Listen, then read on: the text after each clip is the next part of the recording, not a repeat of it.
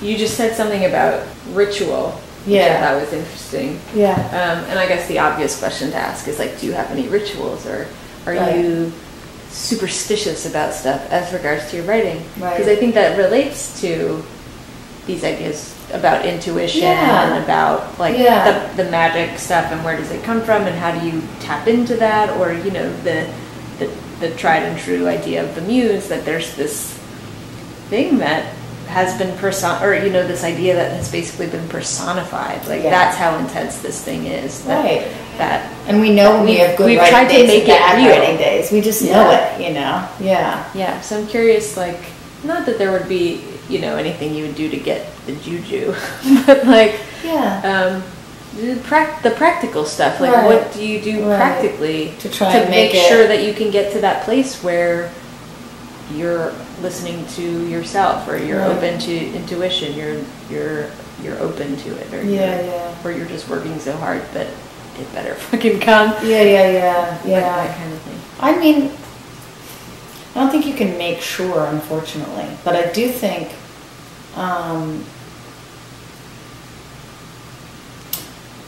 I've never, like, had the kind of life where I had, you know, always, you know, the perfect setup for writing life. You know, I mean, I think most of us, you know, we're working, we have kids, we have this, we have that.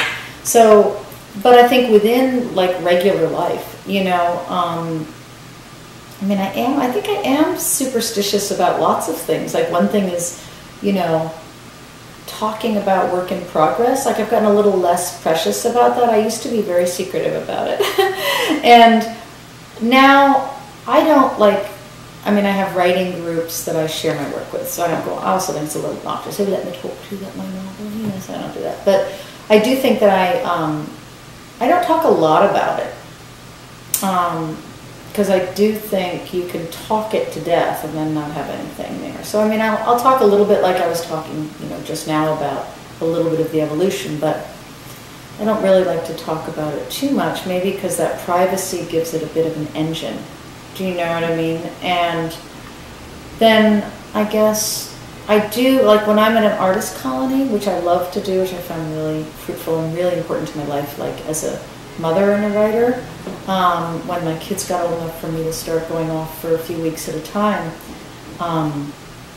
it just was amazing. And so I still like to go, even though my kids are older now. It's like, I find it really fruitful. And so if I'm in that zone where it's like, really, like, I don't have to do anything but write, I have that incredible luxury for a week or two or even a month, then I will have a pretty structured day. I mean, I'll take, like, a walk, and then I'll get to work, and then I'll alternate sometimes between, especially if I'm doing research on a project, there's almost always something I'm reading somewhat, at least with these last two books.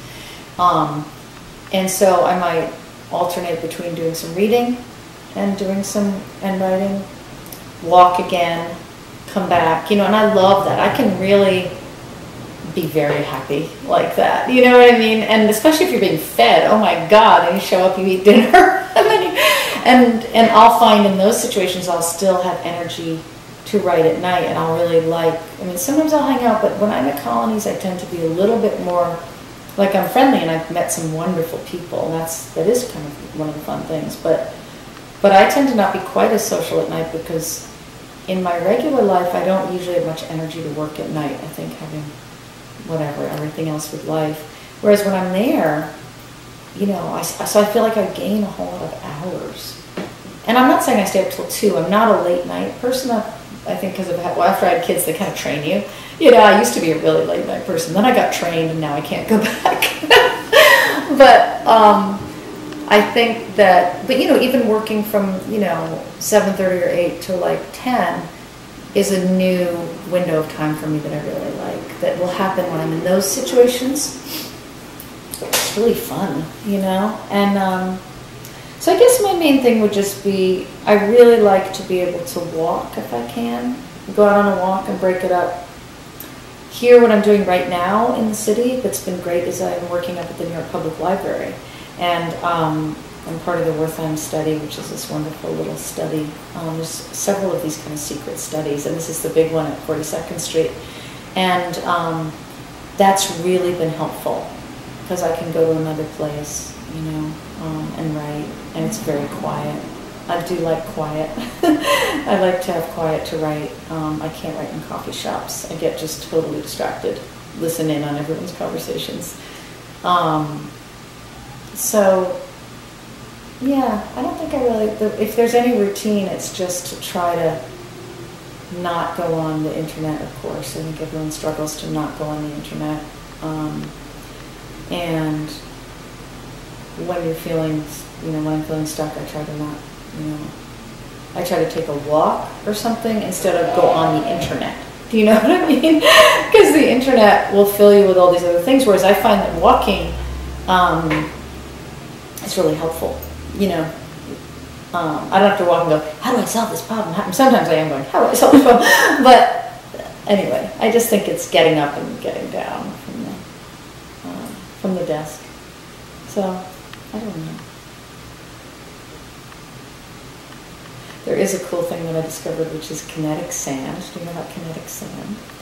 It's like it stays together. It's the stuff that sticks together. Yeah. And I found some of that, and I put some on a tray next to my writing table this summer, and it was really fun to play with it. And I actually think that's really important, at least for me, but I kind of think for anybody, like, you can only sit and write for so long. So whether it's a walk or whether it's doing something with your hands, or like a lot of people, you know, writers will take up watercolors or pottery, or, you know, I think if you can use a different part of your brain. Now, this isn't a perfect world where it's like when you're not writing, you're actually making dinner for the kids and then cleaning the house and then going to work, which is what most of us do, right? And so where's your time for pottery? Are you kidding? I mean, I haven't had time for pottery. But the kinetic sand is like just 2 seconds of, I feel like it's touching in on that other part of my brain, you know? And I feel like the walking, I'm a very physical person. I've always been really physical.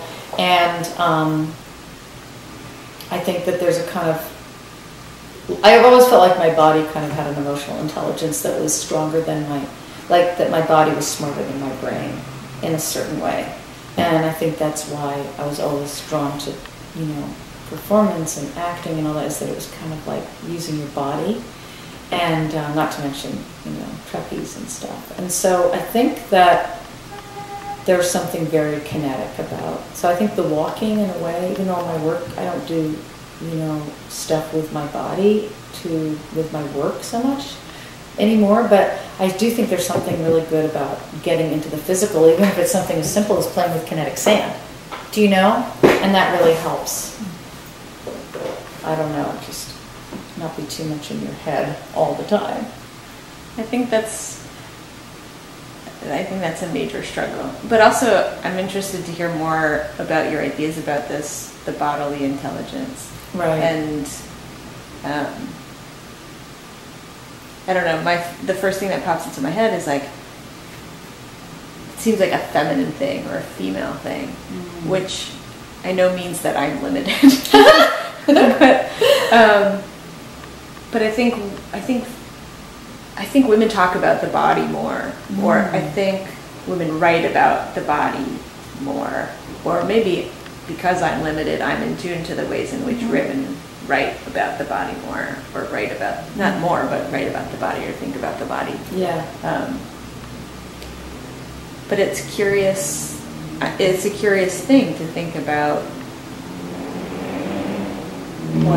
what our bodies mean to us in our creative lives. Like, yeah, you know, the way that we treat our bodies and how that can have an effect on our work, or I don't know, I'm curious just to hear what you think. I feel like I have physical responses sometimes to what I'm writing. Like, I don't know if you've ever had that feeling where it's like, you know, you can get literally like, you know, whatever, your heart will start pounding, or you'll kind of sweat, or do you know what I mean? There'll be, and it's a physical engagement with what I'm working on. And so, or that thing of like, I got to get up and go take a walk. I got to get out of here. And then sometimes maybe that's because there's something gnarly I have to work out, or maybe it's because there's something I want to avoid, you know? And I certainly think that to me, actually I want to get I don't have this, but I want to get a standing desk. And not one of those fancy ergonomic, oh, I'm going to jog while I write. There is no way I could jog while I write. But I really like, in my perfect world, and this wouldn't be that hard, I literally just put 2 dictionaries on top of each other and my laptop, and I have a standing desk on top of this thing. So, but I want to have 2 places. This is my dream world. But I want to have the desk where it's like, I've got my stuff spread out and I'm working away. But I also want to have the two dictionaries stacked on top of each other so that I can get up and go, and just, luckily we have these laptops, right? Just pick it up, go over there and keep writing. Or when I'm starting to feel like I'm running out of energy, stand up and make it. Because I think that the physical engagement is important. I know that I feel more engaged, and I think that's why I can't just sit endlessly. Even though I wouldn't say I have any kind of ADD type of tendency. Like, it's not that I am easily distracted per se. It's more like the body. And I think that, I don't know what to say, except that's another kind of intuitive thing, is that there's something about listening to my body when it has nothing to do with writing, like in the world. I have a kind of maybe this is lucky, I don't know, but I feel like I have a kind of a body that knows how to move in space, essentially. Essentially, I mean, not that I don't do klutzy things sometimes, but that I kind of trust my body and my responses. And maybe what I'd like to do is to be able to get my writing chops to be like as responsive as my physical chops. Does that make sense? Do you know what I mean? It's not like I'm some freaking athlete, but you know what I mean? Like, I feel like I trust my body in space in a certain way, generally, as a general thing. And I think that there's something about that kind of intuition that is somehow, it's connected too with the work of getting out of the way of your intellect and not having that little guy on your shoulder saying, well, what a dumb idea, Right. Or you can't catch that ball. Right. Like, that's kind of what you're saying, right? Yeah. That you want to have the mental, not confidence, but the agility or something to be able to follow. Yeah, and it comes down to trust too. Yeah. I mean, it's not just like, obviously some people have a body for basketball or ballet and some people don't. That's the way it is, right? But I think that they say you've got the 10 people who have the body for ballet, and the one person who totally trusts his or her body is going to be like an extraordinary dancer, because they're just going, I trust you, body, and I feel like that somehow would be something to emulate for us as writers. Like, what if it was just like, I trust you, so maybe we can learn that. I mean, this all sounds kind of like, it's so idealistic, but maybe there's a way that, for me, if I could learn to trust my ability to write, put words, one after another, the way I trust my body to move through the world, then it would be less clogged up. You know what I mean? Well, maybe that's what partly what people mean when they just say writing is, you sit down and read, you put in the work, you get into it, and you sort of let yourself be open to that. Yeah. But yeah, I'm totally fascinated by this. It's kind of interesting. I've never really thought about it so much that way, but I've just felt it's very subjective. I also I think you have to actually like writing. I mean, like the act of writing, even when, we all have days we hate writing.